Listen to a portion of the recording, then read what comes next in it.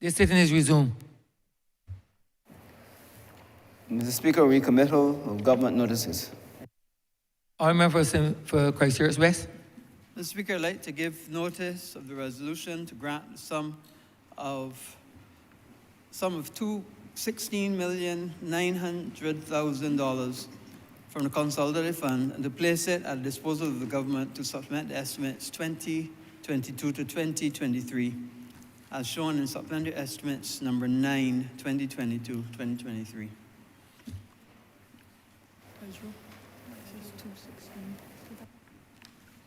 The sum of 216. Does that make sense? It means 16.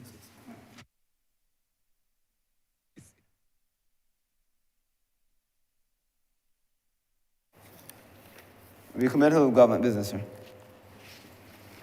Order number 15, in the name of the Honourable Acting Leader of the House, to move that the House resolve itself into Standing Finance Committee to consider the grant of sums of money for the service of this highway. Honourable for Christchurch West. Mr. Speaker, I beg to move that you don't leave the chair and the House go into Standing Finance Committee. Question is that the Speaker do not leave the chair and the House resolve itself into Standing Finance Committee. All those honourable members in favour, please say aye. Those against, please say no. We think the ayes have it.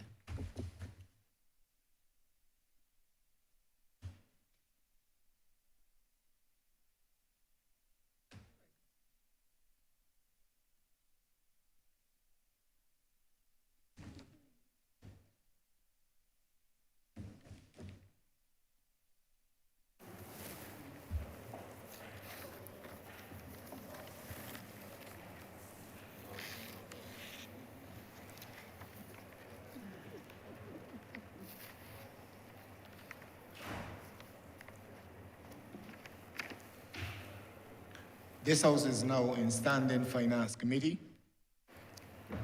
In the name of the Honourable Minister in the Ministry of Finance and Economic Affairs, to move the passing of a resolution to grant the sum of $16,900,000 from the Consolidated Fund and to place it at the disposal of the government to supplement the estimates 2022 to 2023 as shown in the supplementary estimates number 9, 2022 to 2023, which form the schedule to the resolution.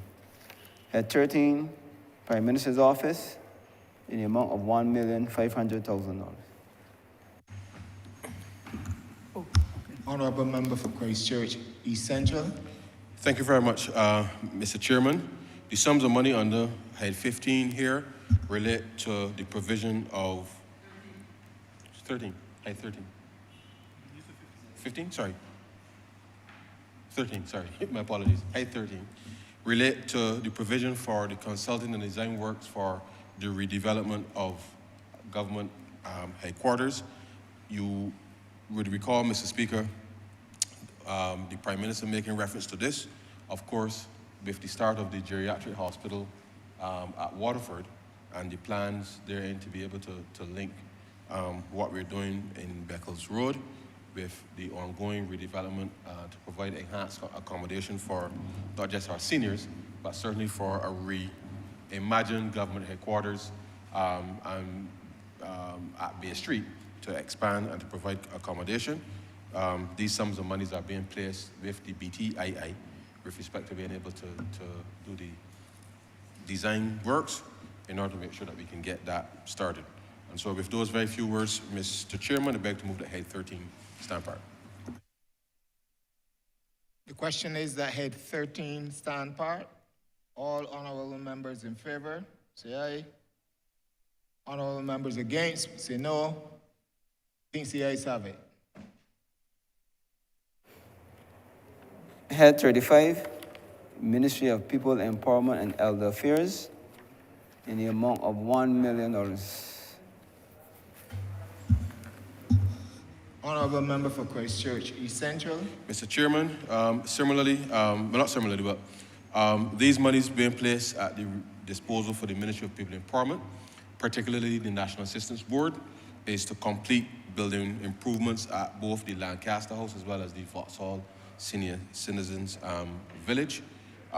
Again, sir, as we are seeking to improve the provision of care and facilities for the elderly, these sums are being placed at the disposal of the NAB to be able to complete those works. And so with those very few words, sir, I'd like to move to head 35, stand part.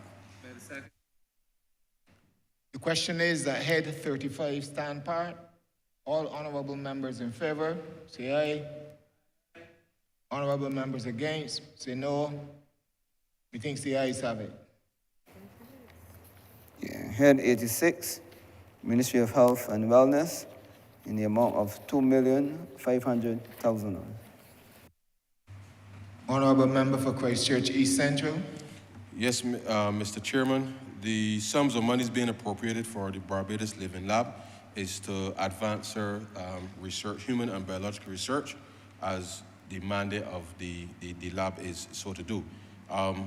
Construction certainly is slated to start in this financial year, and these monies are being placed there to be able to ensure that once the process is complete, that they have the capacity to commence the research as quickly as possible thereafter.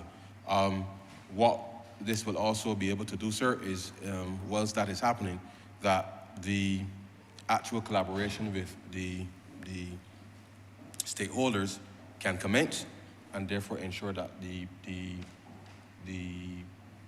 certainly the public health perspective, as well as being able to deal with some of the long-standing issues in terms of research with respect to the mosquito population and a range of other matters, sir, that we can get those matters resolved that can eliminate, if you like, sir, the spread of dengue, chikungunya, and those other things that have afflicted the region, and certainly Barbados, for some time. And so with those very few words, I'd like to move to head 86 stand part. The question is that head 86 stand part. All honorable members in favor, say aye. Honorable members against, say no. Thinks the ayes have it. Head 87, Ministry of Education, Technological and Vocational Training, in the amount of $11,900,000. Honorable member for Christchurch East Central. Thank you very much again, Chair. The sums of money being appropriated here, sir, is to facilitate infrastructural upgrades as well as the digital infrastructure, sir, at 6 secondary schools. You will see sub-program 641, sir, the Aline School, 648, Graydon Sealy Secondary School, 649, sir, Grantley Adams Memorial School, 654, sir, Princess Margaret Secondary School, 656, sir, St. George Secondary School, and 0657, sir, Frederick Smith Secondary School. And as you would appreciate, sir, the government is well advanced with respect to being able to commence a number of reforms within the education sector. These 6 schools will receive these monies in order to ensure that we can upgrade their facilities, both physically as well as the digital infrastructure.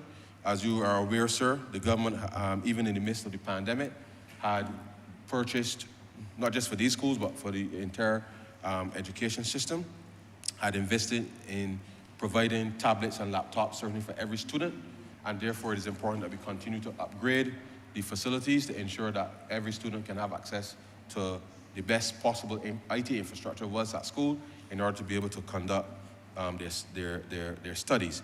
But equally, sir, we also invested in rolling out the robotics and coding program, sir, and therefore, as we expect over the next few years, that more and more of our young citizens will take to programming and coding and the like, sir, that again, these types of infrastructure improvements will only serve to unlock, sir, a lot of hidden talent that we now can expose, and therefore I look forward, sir, to not just these works being completed, but that the investment that the government continues to make with respect to the coding and robotics program right across the primary and secondary schools, that persons will be able to use these skills not everybody might become a software engineer, sir, or anything of that nature. But if we can produce, sir, the next Gates or the next Zuckerberg or somebody, sir, of that nature, then I know that we would have made a significant investment, not just in the plant, but certainly in the building human capital, sir, in the country. And as we embark upon a process to looking at education reform, this type of investment, sir, is critical. And I want just to repeat, sir, the Allen School, Graydon Sealy, Grantley Adams, Princess Margaret, St. George Secondary School, and Frederick Smith Secondary School, sir. These 6 schools will receive almost $2 million each. It's $1,983,333 to be able to deal with these infrastructural improvements. And therefore, this again, sir, represents this government's commitment to being able to improve learning outcomes and certainly encourage people that whilst we are in school, the truth is, sir, that education really is a lifelong process. And therefore, if we're going to prepare our students for the 21st century, then we must equip them with everything that we can today to make sure that they're capable, sir, of mixing it with anybody, any part of the world, anytime, and therefore come to not just do credit to themselves and the communities, but really, sir, to serve Barbados as well. And so with those very few words, I'd like to move then that Head 87 stand part. The question is that Head 87 stand part. All honorable members in favor, say aye. Honorable members against, say no. We think the ayes have it. That's it. Report. Honorable member for Christchurch. Mr. Chairman, I beg to move that you do now report passage of one money resolution in Standing Finance Committee. The question is that I do know report to is under the Speaker, the passing of one money resolution in Standing Finance Committee. All honorable members in favor, say aye. All honorable members against, say no. We think the ayes have it.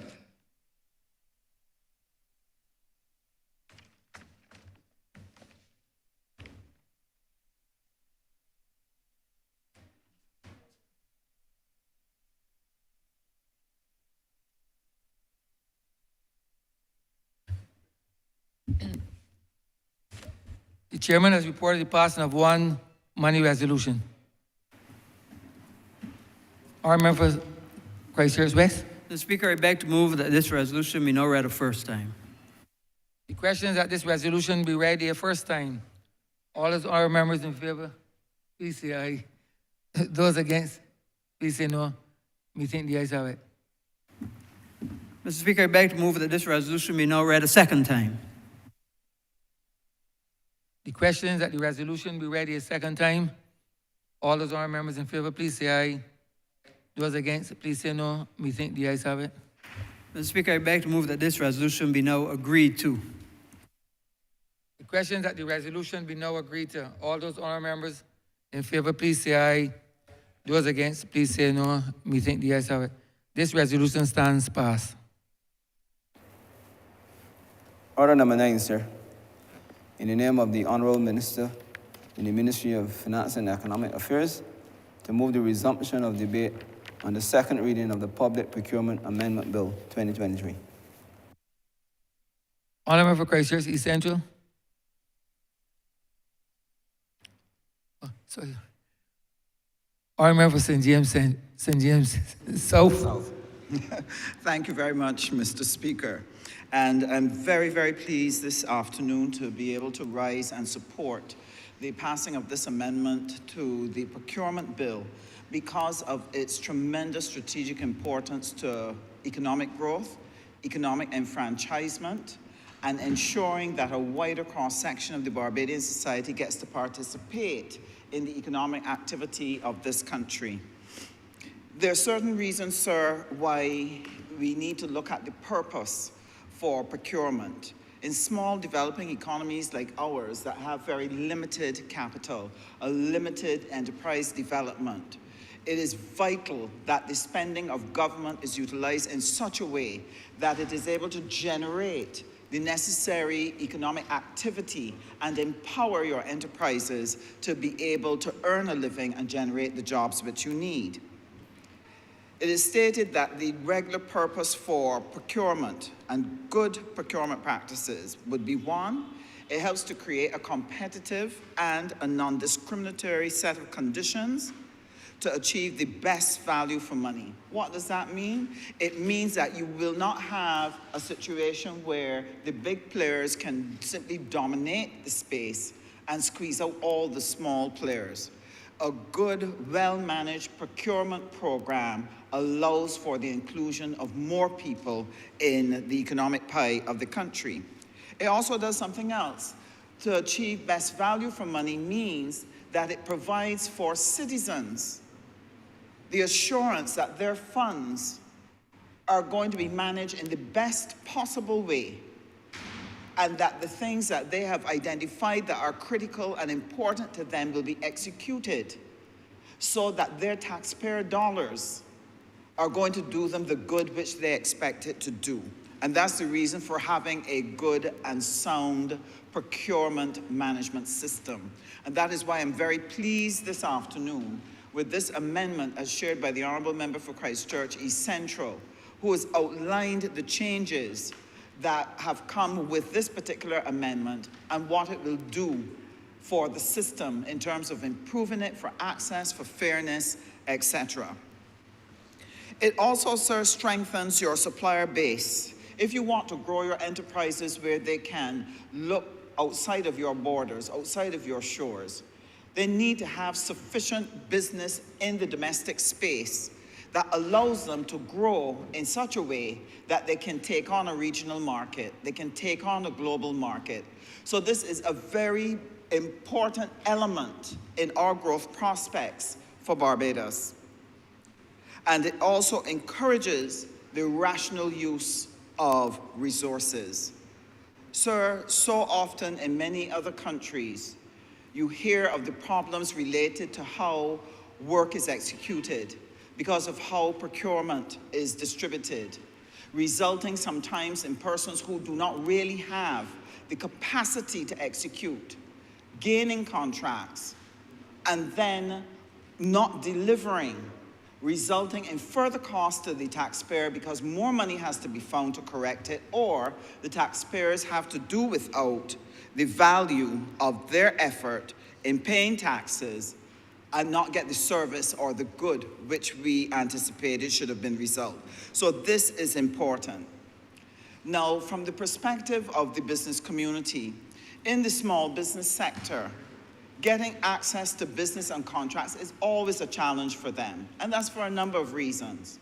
But any government that is going to be committed to the growth of their micro, small, and medium enterprises has to take seriously how it manages its procurement system.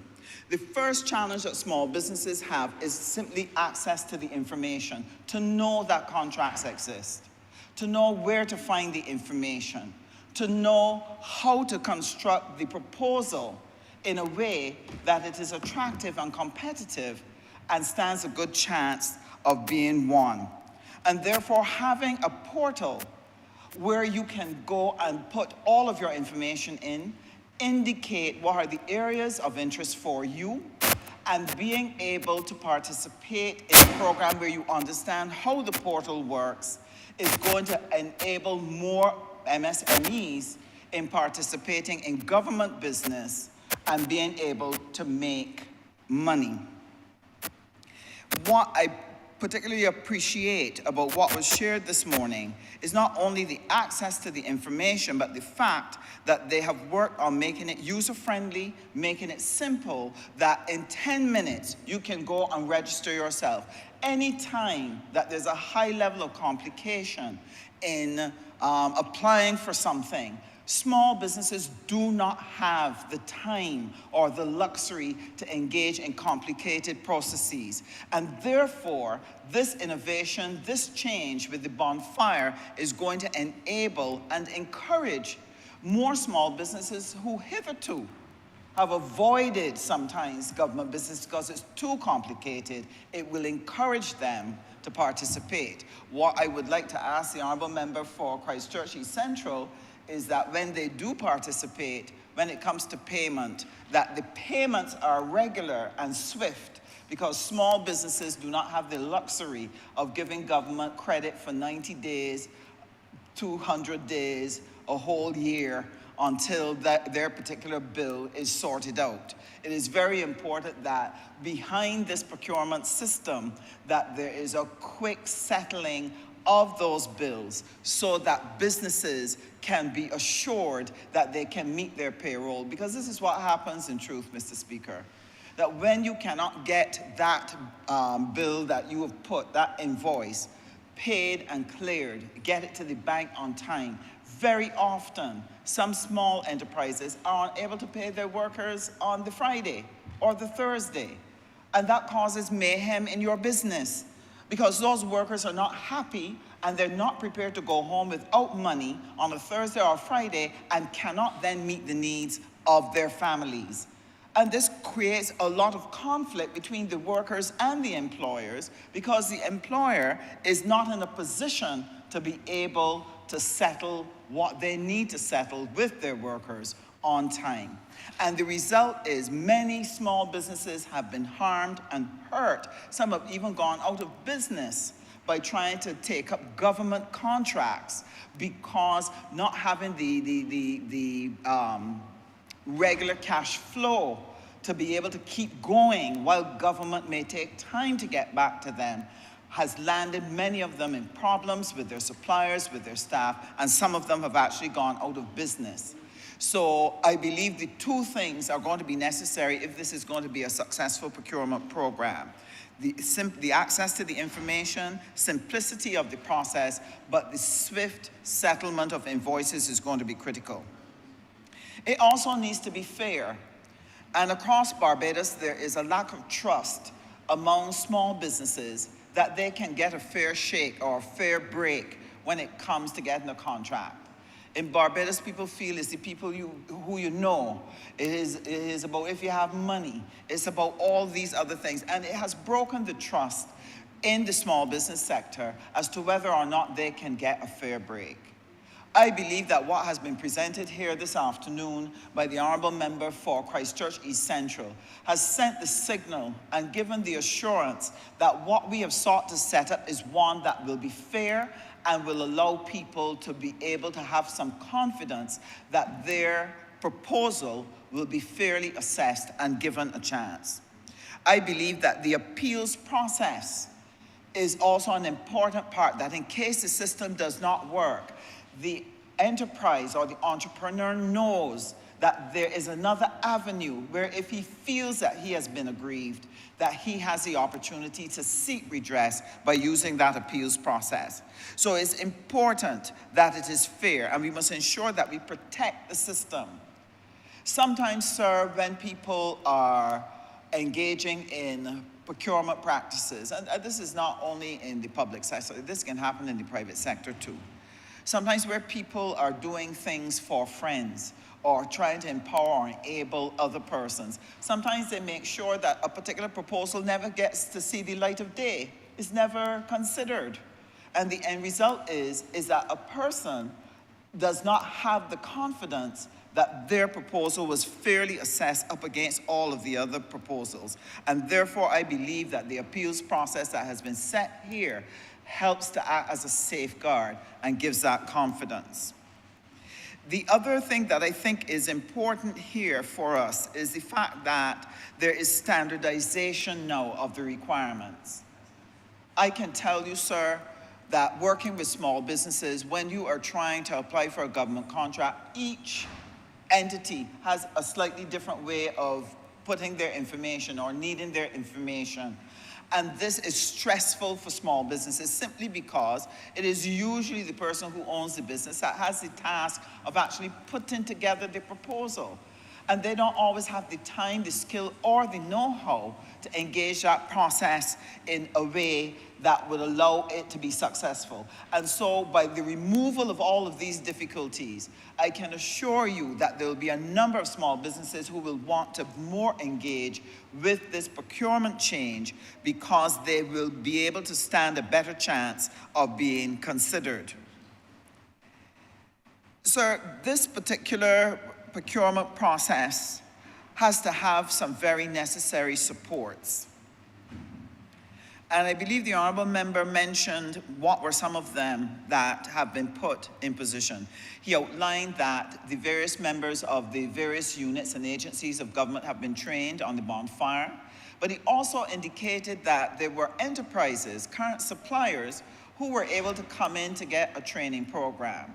Having had a meeting just this week in which one of the persons from the central purchasing was able to report to us that some 20 enterprises were engaged in the training process, and we were able to engage in a discussion where we want to ensure that more businesses get to know and come in for the necessary training so that they can have the confidence to use this system to apply for government business. So training is going to be important to enable enterprises to benefit from it. But it goes further.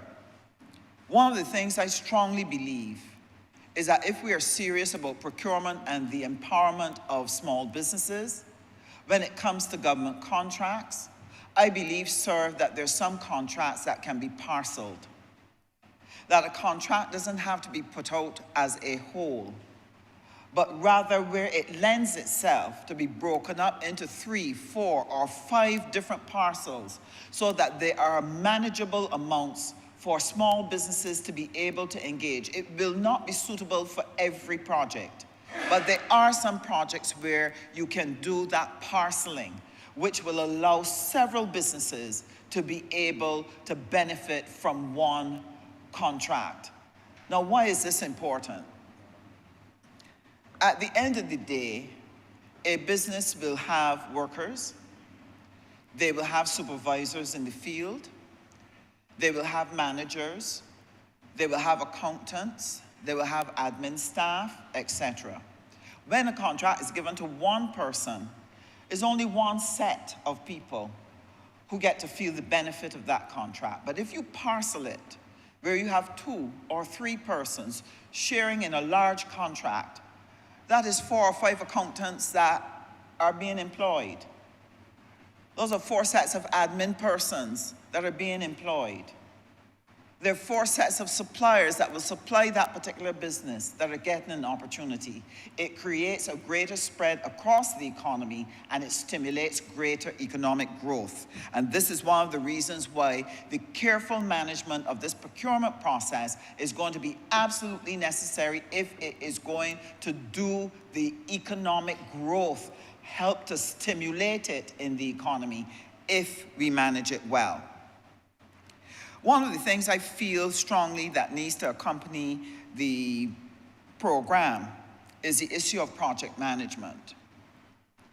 Sir, small businesses cannot grow into big businesses unless they're given the opportunity. When given the opportunity, I can assure you some of them will make errors and mistakes. Now, here's the difference between a small business and a big business. When a small business makes an error, it often does not have the funds to give redress. And therefore, you will end up with situations where they may run and hide and don't come to discuss. When a big business makes an error, it has the resources to make the redress. And the end result is that people then have more confidence in giving big businesses that business. But the end result is that business tends to stay in a very narrow circle. If we're going to effectively broaden the participation, one of the things that we have to do is to look at the establishment of a project management unit where you put in place a professional who works with a group of small businesses. Take a housing contract that you may give to a co-op. You put a project manager in place who can ensure that at every step of the way, they're doing the right thing so that we don't waste the resources. But at the same time, you're giving your enterprises the opportunity to build experience, build expertise, and also build credibility within the business space. This will then lead to others feeling, well, look, you did a good job on this, let's do another. This is what we're talking about in terms of using procurement as a catalyst for growth, not only generating the business activity, but growing the capacity of your enterprises to take on more and more business. The second thing I think needs to accompany this would be the standards training, and this is one of the things that we are going to be dealing with in the Ministry of Energy and Business. The Barbados National Services Institute is going to be working on a national quality plan, because we recognize that unless we get our enterprises to work to a particular standard, you cannot build the confidence of the public, you cannot build the confidence of foreign investors, you cannot build the confidence of people that they can utilize your domestic enterprises, because you cannot guarantee those standards.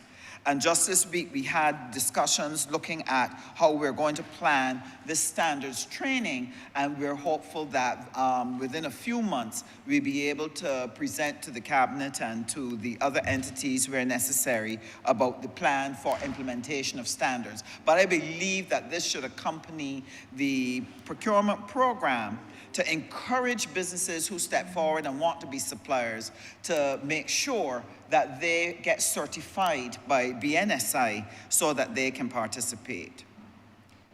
But the most important thing, sir, is the monitoring and the management of the system. Sir, having come to government in the last 5 years, I've recognized that it's easy or relatively easy to come up with a brilliant program, an innovative program. It is easy to pass it in Cabinet, bring it to Parliament and have it passed, assign the funds to execute. But sir, the challenge is in the execution. There are many times when we have found that our intent at the policy level, our intent at the instruction level, is not always carried out as intended when it hits the ground. And what this means, sir, is that it thwarts the results, the benefits that were promised to the public. And therefore, one of the things that we have to tighten as an administration is the monitoring and the management, ensuring that it's being executed in the way that it needs to be executed. What can happen sometimes is that you only know that it's not functioning the way you want it to function when the public starts to complain. But I believe that is too late.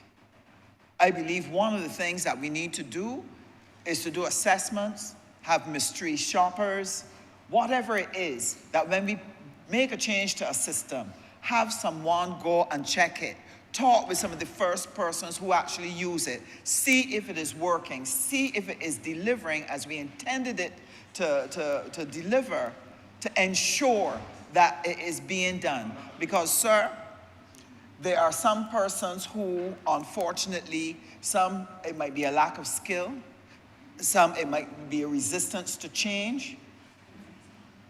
We would want to hope that there aren't some who are doing it deliberately. But if we're going to ensure the delivery of what we have promised to the people, it is going to be important that there's monitoring and management of the procurement exercise to ensure it is able to deliver. That's why I was pleased to hear that even within the registration process, you have to tick and identify who you are to make sure that the particular categories that we want to touch in particular are being touched, that we've put something in place in the portal to allow us to do it.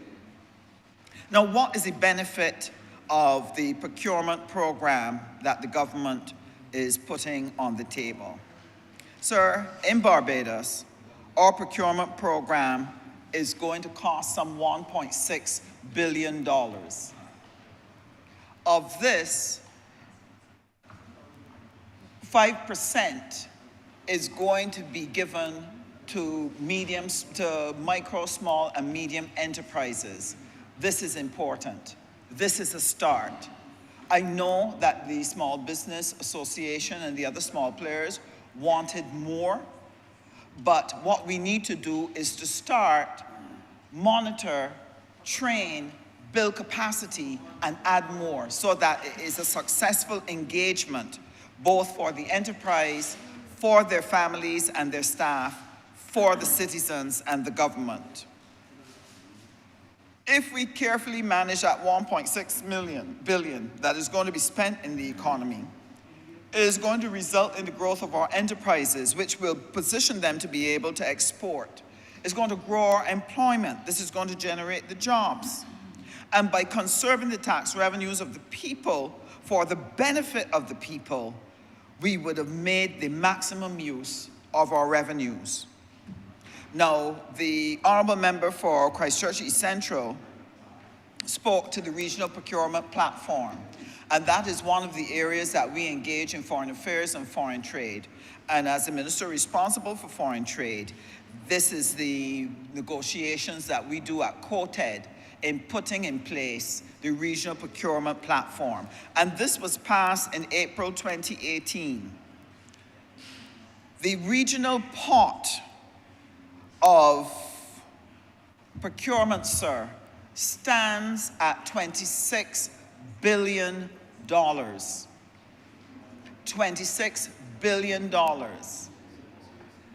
which, sir, is a tremendous amount of money.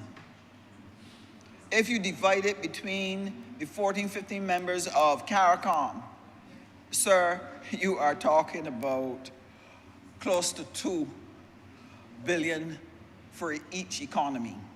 Now, the truth is, many of the things that are needed are not things that we can produce or that we can provide. So there's only a portion of that 26 billion that really can come to regional enterprises. But I believe that if we were to use the regional procurement portal properly, that we are going to be able to conserve some of the resources of this region and use it not to empower another person's economy in the international arena, not to strengthen jobs in the developed world, not to take money and send it afar off, but to actually use part of that $26 billion to generate more business, more jobs, more growth within the region. And what will happen if that were to occur, sir? If you have greater growth all across this region, then all of the businesses and consumers will be consuming more goods and more services. That means that with if we can establish our common market, we can purchase more goods from each other.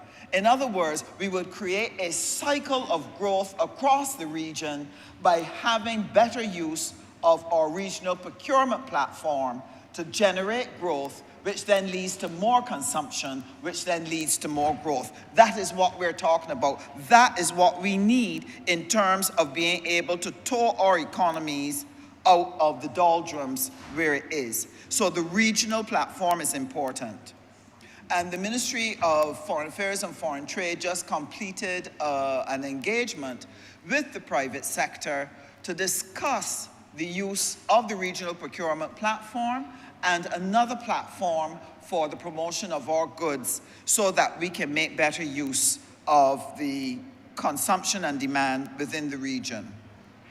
We believe, sir, that there is maximum benefit to be derived from the proper management of both the domestic and the regional procurement portals.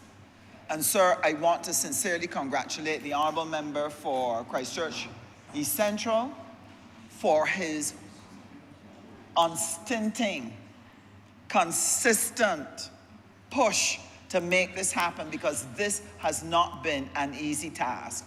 It has also not been easy because I've also been behind him, constantly asking him, when are we going to get this done? And so I stand here as a very happy minister with responsibility for foreign trade and business development to see that we are taking strides to open up this economy, to enable the growth of our micro, small, and medium enterprises, and at the same time, we'll be able to position them for regional growth as well. So, sir, I'm obliged to you for the time, and again, my heartiest congratulations to the Minister in the Ministry of Finance, the Honourable Member for Christchurch East Central.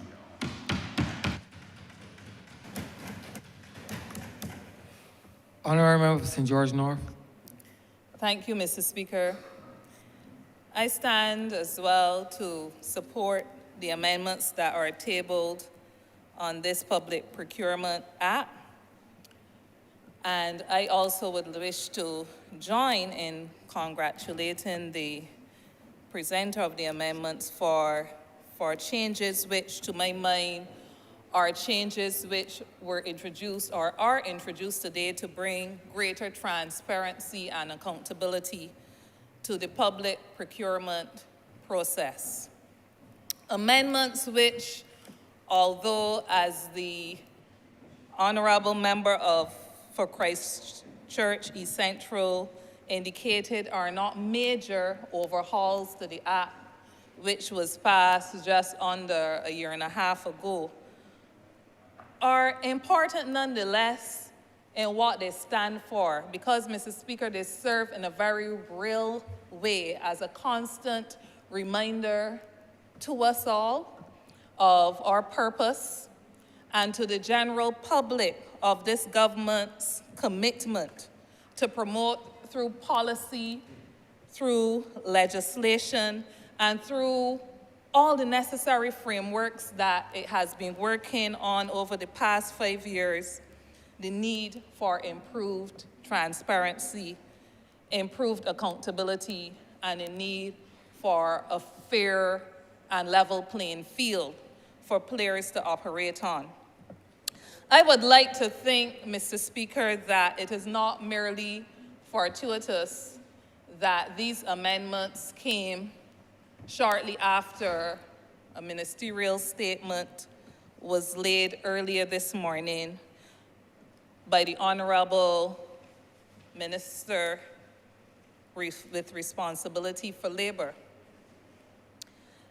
The Minister of Labour is to be congratulated for his presentation, and I don't speak of his attire, but his oral presentation this morning. The amendments to the Public Procurement Act, when taken with the ministerial statement. Pay no attention to the asides, There Honourable can Member be for no, St. George. Mr. Speaker, I know you would understand. I do understand. And you would forgive. There can be no question, Mr. Speaker, of the objectives of transparency and accountability being present in both the visioning and expression of this government. The Public Procurement Act, not merely the amendments that we are considering here today, but the Public Procurement Act seeks to ensure that at all stages of the procurement process, the procurement cycle from needs assessment to the tendering process to the implementation and monitoring and so on, that transparency and accountability is reflected. And this is in terms of the framework and what the legislation actually provides for. Why do I say that? In drawing attention to a few of the areas that are covered, I hope to illustrate the point. The Act makes provision for such things as examination of tenders. I heard the Honourable Member for Christchurch East Central repeating several times throughout his presentation that the Act itself and the amendments that were being introduced are intended to modernize the process of procurement. And it caused me to reflect on concerns that I have and I have had on the tenders process. As we modernize, I would like to think that beyond the system of registration and beyond the training that has been undertaken to ensure that suppliers and public officers alike who would have to facilitate these processes can implement smoothly, that there's also a mechanism for us to train and retrain and remind those individuals who have to participate in the examination of tenders, of the very important role that is theirs and the high degree of attention that should be given to such aspects as accountability, as confidentiality. Not accountability, accountability too, but confidentiality. Why do I say that? Very often, or there have been too many times that I recall where there are individuals who know, for instance, that you might sit on a board. And before the board has made a determination, Mr. Speaker, on where a tender may be successful or not, there are people from the outside, or maybe people, suppliers that may be competing, that will be asking you, how comes this person get through and not me?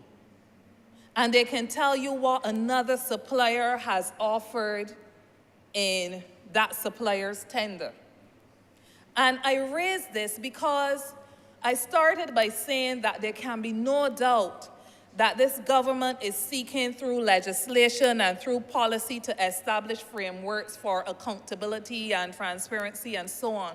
But too often in the implementation of these policies and these pieces of legislation, we have reason to be concerned with the integrity of the process given these kinds of situations like the one I mentioned, where a person who is not in the room where a tender is being examined can give you chapter, verse, and line on what everybody in that process brought to the table.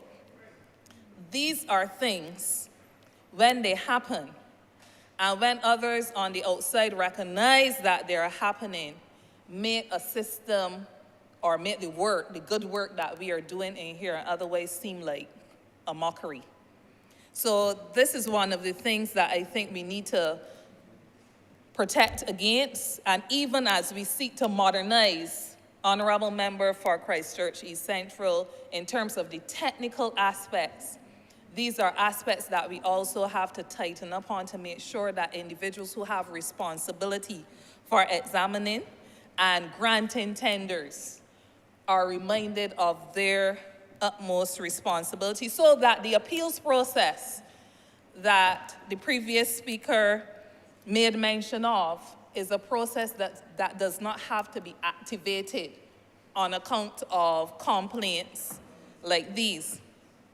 And of course, the rejection of abnormally low rates is another aspect of the public procurement process. And I link it, therefore, to all that we've heard in the ministerial statement expressing facilities, systems being put in place to ensure that underbidding and underbidding that reaches abnormal levels, that kind of process can be avoided. But Mr. Speaker, I want to pay some attention, spend some time looking at the execution of procurement contracts. For monitoring purposes under the Public Procurement Act, management of a contract is undertaken by a person who carries the title of a contract administrator. That contract administrator is engaged to ensure that, amongst other things, the supplier submits all required documentation, the procuring entity meets all of its payments and other obligations on time and in accordance with the contract, to ensure that there is adequate cost, quality, and time control, and a number of other things. But as I read that, I noticed that quite deliberately, there was no mention of monitoring to ensure that the labor component is, or the provisions are adhered to. There's no monitoring for such. And there's, why I say deliberate is because the Honourable Minister with responsibility for labor, in the ministerial statement this morning, spoke about amendments that would be coming to the labor clauses, public contracts legislation. And that reminded us that what is related to the Public Procurement Act very directly is a component that is seen as so significant that it was carved out. It carved out its own space so that under public contracts, labor clauses get special attention. In a number of tenders processes, if they follow the way they're supposed to go, there's supposed to be labor code and labor commitments that you meet, which the labor clauses legislation working in adjunct to this public procurement legislation could be used and would be used and should be used to ensure that the labor aspects of public procurement are kept in check. So in the same way you have that contract administrator, we have the Ministry of Labor through the Labor Department that would therefore be responsible for the labor aspects of it. And where am I going with this? Because under the public contract legislation, that contract administrator is supposed to report on performance. So if the procuring entity is concerned that the contractor, the supplier, does not carry out something like the prices change somewhere along the line, the work is not done up to the standard that was agreed, and time frames come into question, reports are submitted on this basis in the same way that it would be expected that when the labor component is being monitored under the Public Contracts Labor Clauses Act, that similar reporting will be provided through the Ministry of Labor and its Labor Department. But what I found very interesting under the Public Procurement Act, Section 88, is that there is some aspect that is identified, or a number of instances where a supplier can become ineligible to continue to participate in public procurement. Specifically, a supplier is ineligible to participate in public procurement where he, or in the case of a supplier that is a body corporate, any of its directors or officers within a period of 5 years prior to his application for registration or the initiation of procurement proceedings, does a number of things, like knowingly or recklessly provides misinformation, interfered with the participation of other suppliers, engaged in misconduct of one kind or another, and so on. So what the current act is saying, if you're guilty of any or all of these things, you're automatically barred for a 5-year period from being able to tender for any contract. Beautiful. And I think the framers must be commended for it, and the intention and visioning of this government in putting in place this legislation must be carefully understood. And it is raised not only to commend, but it raises our expectation that when we go to other pieces of legislation, like the counterpart legislation for public contracts that relates to labor clauses, that where there are similar breaches. So honorary member for St. Peter, where the schedule that is mentioned in the Labor Clauses Act, where there's no adherence to it, one would expect that a similar fate would render any participant or any person or any company found in breach, render them ineligible for a comparable period of time.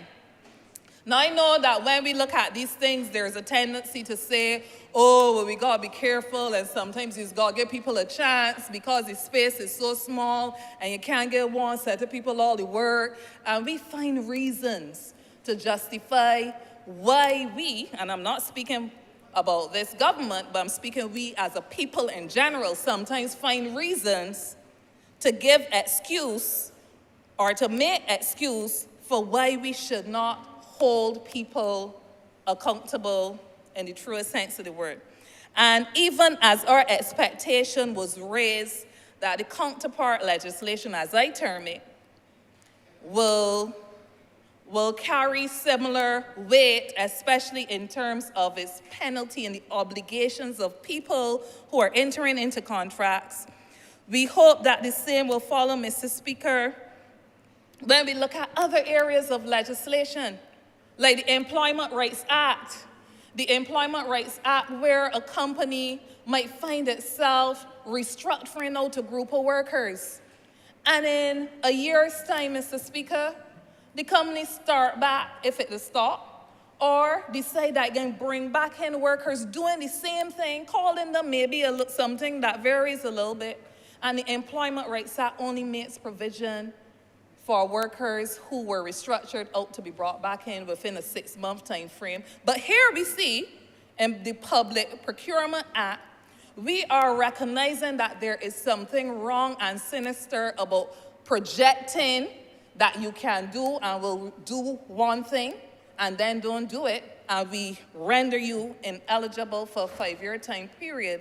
And this government, as it looks to amend other pieces of legislation, and as it aims for consistency as we seek to promote transparency and accountability in pieces of legislation and policy, these are also the things that we must look at. Similarly, Mr. Speaker, and on the last occasion that I had the opportunity to speak, I mentioned, even as it relates to concessions, consistency in how we view accountability and transparency dictates that even where there are businesses or entities that benefit from concessions and there are breaches found in any other area of the legislation, whether it's labor legislation, procurement legislation, or whatever, that these must be monitored and managed seriously in order that entities and businesses and maybe even individuals who are looking to participate in any public contract with the government understands that they cannot undermine the other systems that are set in place for good governance, accountability, and transparency. So, Mr. Speaker, these were the concerns I had when I reflected not on the legislation or the amendments, but in terms of looking at things in a comprehensive manner and understanding very well where this legislation and where these amendments are intended to take us, that to remind this honorable chamber that while we continue to make some very good steps in the right direction, that we must ever be mindful, and I know that Rome wasn't built in a day, that there are so many different aspects that we must continually work on to make sure that all the pieces line up, that we have frameworks in place. But yes, beyond that, having these in place are good, but that we do the necessary monitoring of legislation, monitoring of processes to make sure that they give effect. Otherwise, when people hear us, we may find ourselves walking down the street or even coming in here proudly to debate these kinds of changes and have the average man out there saying, don't mind them saying so, but cross there, this is what happening. The other day, this is what happened, and it undermines the integrity of the process that we are seeking to shape within this honorable chamber and through the different pieces of legislation. So, Mr. Speaker, as I said before, visioning and planning, putting the policies and systems in place are good, and this government is to be commended, and I totally support all of the amendments that are brought before us, but I can only implore us and support any policy measure which will follow and be put in place to ensure that the law achieves all that it provides for. And with these words, I am obliged.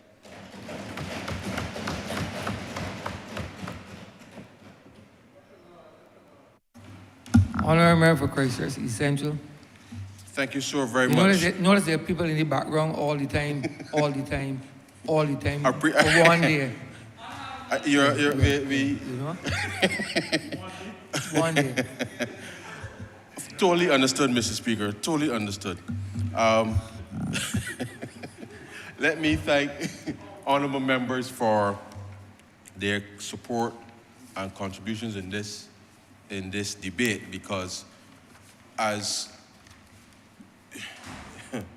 the honourable member for St. George North really hit the nail on the head with respect to the integration of policy. And you would know or recall, sir, that from the budget we indicated that the review of the concession process on the one hand to streamline and to improve, but to ensure that there's compliance with respect to the objectives will be undertaken. And therefore, the Customs Department on the one hand working with the BRA, NAS and others, Labor, and certainly the Labor Department as outlined here in relation to the proposed amendments to the Labor Clauses Act specifically, is intended to ensure that as one government, that certainly the left hand and the right hand and everybody, sir, is going in the same direction. And the rationale for all of this, sir, is to ensure that there is equity and fairness with respect to the way government engages. I can say to the public, as the Prime Minister articulated, the government is not here to put anybody out of business, sir. But business has to be undertaken in a manner, sir, that is really consistent with good governance. We are trying our utmost, sir, to improve all of our systems, to make it easier, to make it faster, to bring more information, and certainly, sir, improve the accountability with respect to how we expend taxpayers' monies. And therefore, we would expect that there's a similar type of process and engagement, certainly with respect to the public, to the private sector. And therefore, it is incumbent upon us to ensure that that consistency is there. What this will mean, sir, is that the collaboration amongst departments and within departments, sir, and I want to make that clear, among departments and within departments is important, and therefore recognizing that where we see a situation where there is a breach, we'll give you a specific time frame to get yourself right, sir. And if you don't get yourself right within that time frame, sir, then we start to dial back any specific benefits that you have. Because at the end of the day, if everybody don't straighten up, sir, and fly right, as my grandmother would say, sir, then we're going to end up with a situation where the taxpayers are the ones carrying the bag. And in a real sense, sir, it ends up where the losses are socialized and the profits are privatized. And we want businesses to make money, but not at the expense, sir, of the taxpayer. And therefore, modernizing procurement is one element. The monitoring from the various agencies to ensure compliance. And it is important to understand that the perspective that the government takes is that we are regulating for growth, sir. And therefore, regulating for growth must assume some measure of regularity by all players within the sector, because our focus, sir, is how do we grow the pie. And you can't be growing the pie, sir, if you got to be peeping about behind everybody, sir, to figure out if they're paying the taxes or not, sir. The reality is that if we're doing business, we're doing business. And therefore, we want to not just do business in Barbados, but bring opportunities for people in Barbados to do business outside, and as I said, sir, to grow the pie. And the extent to which the Honourable Member for St. James South raised the matter in relation to the support and project teams. the reality is that there are certain things that people just have to pay for. And how we relate to one another. Because I may very well be the best person, sir, to stuff envelopes. But if the business requires or relies on me too heavily, then I become the risk. So therefore, I must be able to let go of, sir, to ensure that others can do that. And you got to trust enough people enough to be able to do that, to reduce the risk such that you're able to not just focus on what you're good at, but you can bring in the skills that are necessary, sir, to allow for the perceived risk of the business to be mitigated and allow it to grow. And that can only be done, sir, if people are prepared to strike or to engage strategically with other business partners.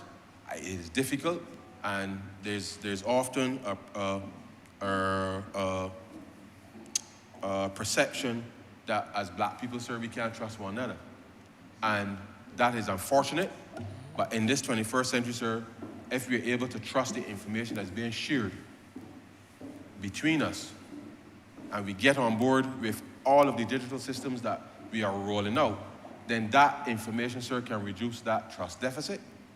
And therefore, if that trust deficit is reduced, then it means then that we can collaboratively work with one another in order to grow our respective businesses. The government will try its best to support where it can, but if it is that in the 21st century, we don't appreciate that, yes, we are all taking risks, and trust me, sir, businesses out there taking risks every day.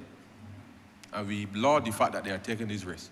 And therefore, as government wants to accelerate its implementation across the board, then businesses too must look at how they are supplying their services, what they're doing operationally, in order to up their game with respect to being able to respond, not just to the government of Barbados, but as we bring more opportunities from outside to their attention, then you must walk, chew gum, sir, whistle, as well as everything else that are required to be done. And therefore, it means having strategic partnerships to be able to go after, win business, and when you win the business, have the capacity to actually deliver, sir, such that you don't get a black eye with respect to what is going on. And the truth is, sir, there are many things that, as a consultant, you team up with people, sir, to be able to do what you have to do. But then there's something, sir, that is just too weighty. And you say, look, I can let that one pass for now. Because the worst thing you can do, sir, is say you could deliver something. When you know that you can't, you're relying on people to help you deliver, and you know from the outset it's going to be difficult. And whilst things may happen that you can finally get through, the reality is, sir, is that more often than not, once you take that step, then it doesn't often end well, and therefore it ends up with a whole set of mess. And as the Honourable Member said, when things go wrong, there's nobody really to back you up, and people are going to hide it. Therefore, you must be sure-footed with respect to your implementation plans in order to ensure that you go after that which you know that you can deliver. But I accept, sir, that as you move from one size contract to another, and your confidence builds, your team builds, sir, your confidence grows, and therefore that capacity to execute then is enhanced because you've been able to build a strong network of persons who understand what is required to deliver the mission. And therefore, I believe, sir, that once businesses in Barbados can collaborate, not just with others here, but outside of Barbados, that we can ensure that no opportunity, sir, no matter how large or how small, that it can pass simply because you're leveraging the strengths of each other. If you try to get the whole thing for yourself, sir, more often than not, you can get stick up. And when you get stick up, you get a bad name. And then you end up then in a situation where things get negative.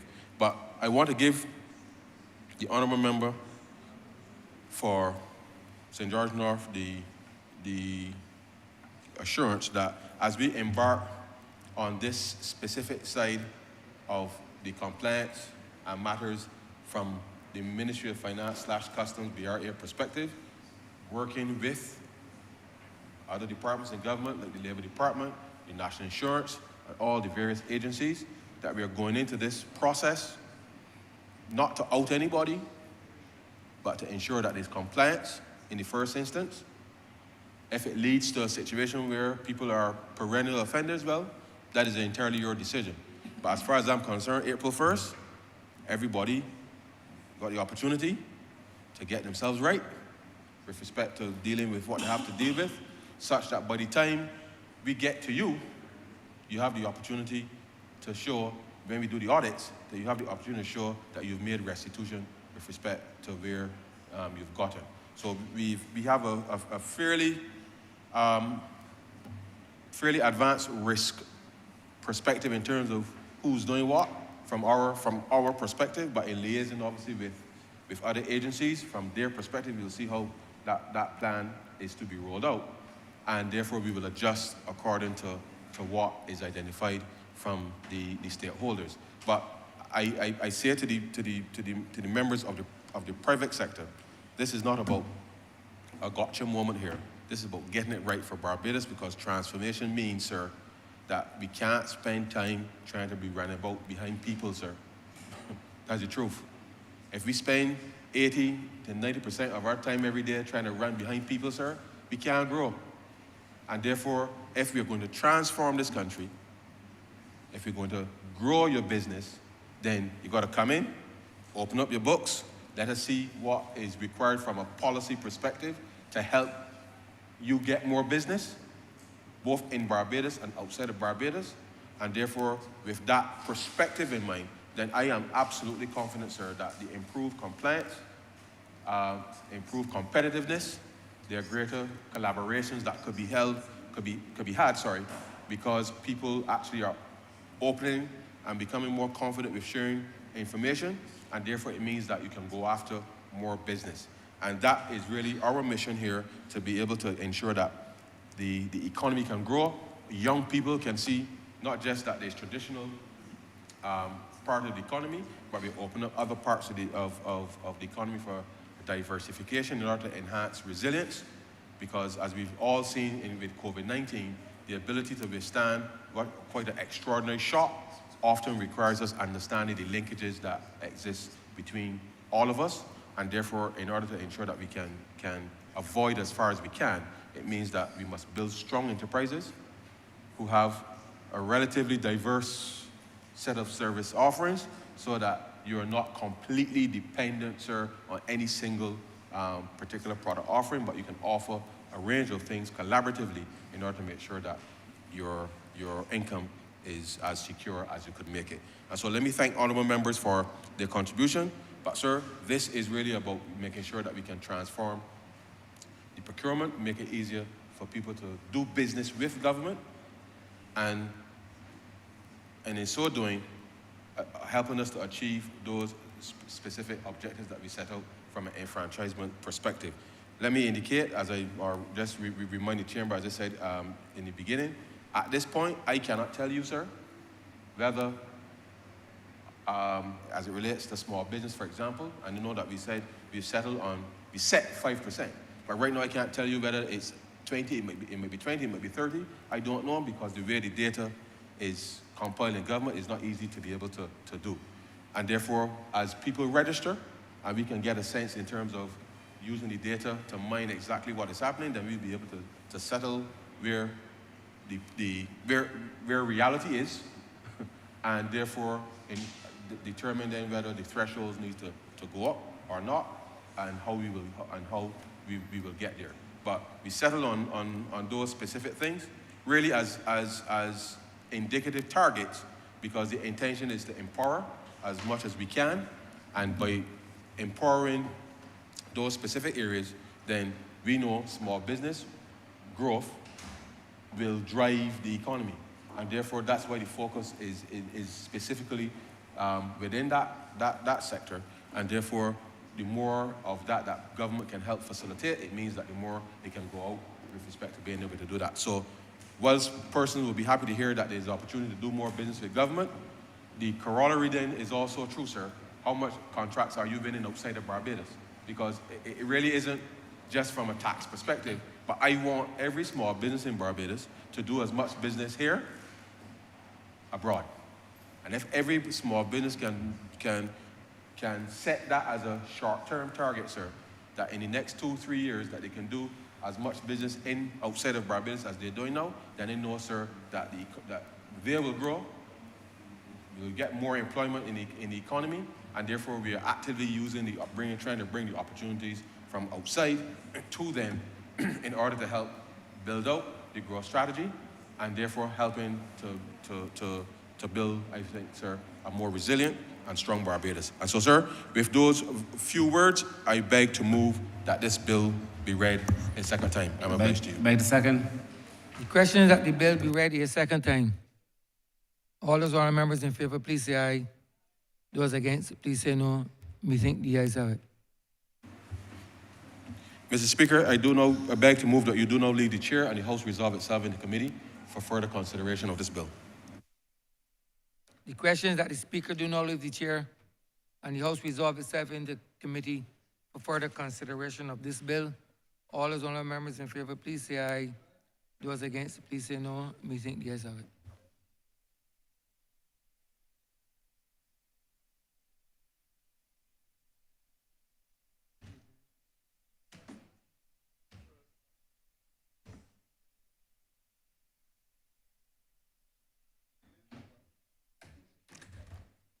This Honourable House is now in committee.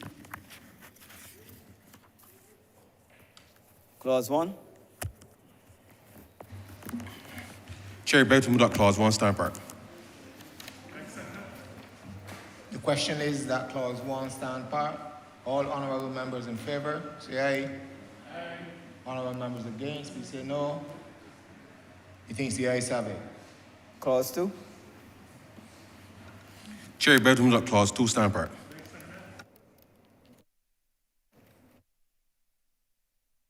All honourable members in favour, say aye. Honourable members against, we say no. Methinks the ayes have it. Clause 3. Chair, I beg to move that clause 3 stand part. The question is that clause 3 stand part. All honourable members in favour, please say aye. Honourable members against, please say no. Methinks the ayes have it. Clause 4. Chair, I beg to move that clause 4 stand part. The question is that clause 4 stand part. All honourable members in favour, say aye. Honourable members against, say no. We think the ayes have it. Clause 5. Chair, I beg to move that clause 5 stand part. The question is that clause 5 stand part. All honourable members in favour, say aye. Honourable members against, please say no. We think the ayes have it. Clause 6. Mr. Chairman, I beg to move that clause 6 stand part. The question is that clause 6 stand part. All honourable members in favour, say aye. Honourable members against, we say no. We think the ayes have it. Clause 7. Chair, I beg to move that clause 7 stand part. The question is that clause 7 stand part. All honourable members in favour, say aye. Honourable members against, please say no. Methinks the ayes have it. Clause 8. Chair, I beg to move that clause 8 stand part. The question is that clause 8 stand part. All honourable members in favour, say aye. Honourable members against, please say no. Methinks the ayes have it. Report. Mr. Chairman, I beg to move that you report to His Honour the Speaker the passing of one bill in committee. The question is that I do now report to His Honour the Speaker the passing of one bill in committee. All honourable members in favour, say aye. Honourable members against, please say no. Methinks the ayes have it.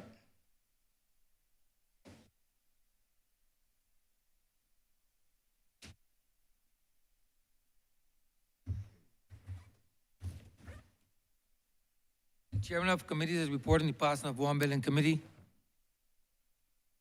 Honourable Member Christchurch East Central. Mr. Speaker, I beg to move that this bill be read a third time. The question is that the bill be read a third time. All those honourable members in favour, please say aye. Those against, please say no. Me think the ayes have it. Mr. Speaker, I beg to move that this bill be now passed and cited as the Public Procurement Amendment Act 2023. The question is that this bill be passed and so cited. All those honourable members in favor, please say aye. Those against, please say no. We think the ayes have it. This bill is passed and so cited.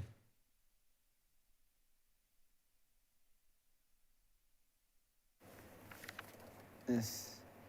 Speaker, recommittal of papers.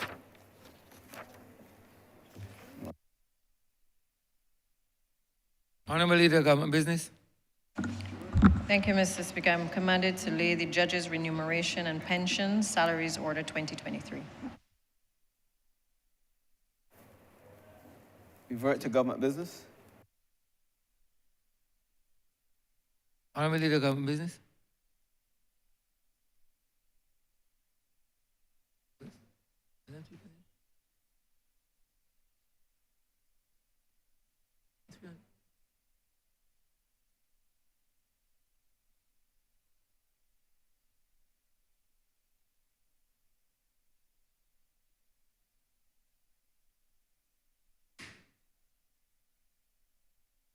We did something like this.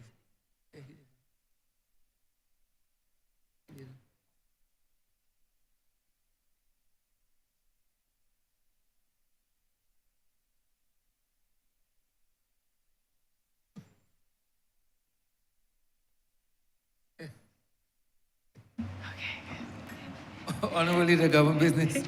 Thank you, Mr. Speaker. It's been such a long day, but also a long couple of weeks of us being in this chamber. I had to make sure, given that today is the 31st day of March, that we were able to get everything done, and that there was no reason for us to come back right away or in the course of next week to be able to complete the business of this House.